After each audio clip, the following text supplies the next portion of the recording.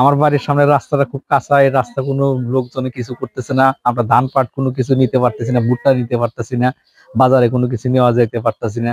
রাস্তাটা ঠিক করলে একটু ভালো হইতো। রাস্তার যে অবস্থা, আমরা কৃষক মানুষ, হাটে বাজারে যাইতে পারি না, গাড়ি ঘোড়া চলে না, চকের থেকে ফসল আনতে পারি না। কি অবস্থা রাস্তার, যে কষ্ট আমাদের কৃষকের। রাস্তাটা পাকা হইলে মানে কৃষকের মানে ভালো হইতো। রাস্তাটা খুবই খারাপ, এই রাস্তাটা যদি ভালো হইতো অনেক আমরা চলাফেরা করতে অনেক আরাম পাইতাম। এবং রাস্তাটা খুবই হাঁটা জানা, লোকজন খুব সমস্যায় চলাফেরা করতেছে বর্তমান। কিছু জায়গা খুবই সমস্যা, রাস্তাটা কি অবস্থা, গাড়ি ঘোড়া সব বন্ধ, চলেই না গাড়ি ঘোড়া। আমি চরবলমারি হাফিজাবাদ দাখিল মাদ্রাসার একজন ১০ম শ্রেণীর শিক্ষার্থী। আমরা যখন প্রতিদিন এই মাদ্রাসায় আসি, তখন বৃষ্টির কারণে আমাদের এই চরবলমারি আসার পথের রাস্তাটা কাদায় নষ্ট হয়ে যায়।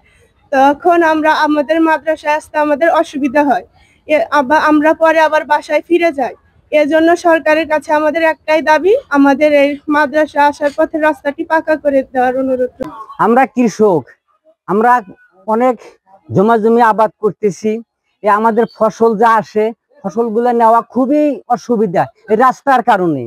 দ্বিতীয়বার আমরা খুব কষ্ট সহিত জিনিসটা আমরা ঘরে তুলতে পারি, বিক্রি করার সময় আমাদের খুব সমস্যা হয়ে যায়। এই রাস্তার মধ্যে কাদো, গাড়ি চলতে পারে না, এই ধরনের আমাদের খুবই কষ্ট। যাই হোক, এই রাস্তাটা অতি জনগুরুত্ব সত্যি যদি সরকার পাকা করে দিত, তাহলে আমাদের খুব একটা সুবিধা হইতো। আমি হাফিজাবাদ দাখিল মাদ্রাসার একজন শিক্ষার্থী। আমাদের দাবি, আমরা যখন মাদ্রাসায় আসি তখন রাস্তায় অনেক কাদো থাকার কারণে আমরা পিছলে পড়ে যাই। তাই আমাদের অধিকাংশ মানুষদের ফিরে যেতে হয় বাসায়। আমাদের দাবি, আমাদের এই চরবলমারি রাস্তাটি পাকা করে দেওয়া হোক।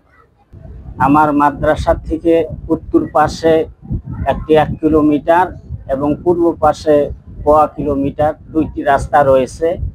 এই রাস্তা দুইটার একেবারে বেহাল অবস্থা। ছাত্র ছাত্রীরা বৃষ্টির সময় আসতে পারে না, কেউ পিছলে পড়ে তার বই টই ভিজে যায়, নষ্ট হয়ে যায়, মাদ্রাসায় জামা কাপড় নষ্ট হয়ে যায়, তারা মাদ্রাসায় আসতে পারে না। আমাদের এই রৌমারী উপজেলার চরবলমারি গ্রামের যে রাস্তাটা ২ থেকে ৩ কিলো জায়গা রাস্তা কাঁচা আছে, এটা এমন অবস্থায় যায় দাঁড়াইছে এখন যে এখানে মানুষ তো দূরের কথা, গাড়ি তো দূরের কথা, মানুষ চলাচল করা যায় না।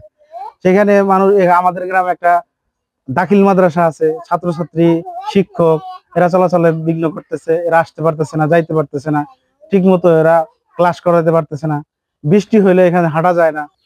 সহকারী শিক্ষক কাজাইকাটা উচ্চ বিদ্যালয়, আমার বাড়ি এই চরবলমারি গ্রামে। এখান থেকে আমাকে এই কাঁচা রাস্তা পেরিয়ে, এই কাদো মাখা পথ পেরিয়ে সেই সুদূর কাজাইকাটা স্কুলে যেতে হয়।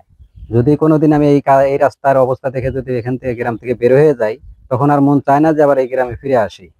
আবার যখন গ্রামের বাড়িতে ফিরে আসি, তখন আর মন চায় না গাড়ি নিয়ে আমি এই রাস্তাটা আবার পার হই।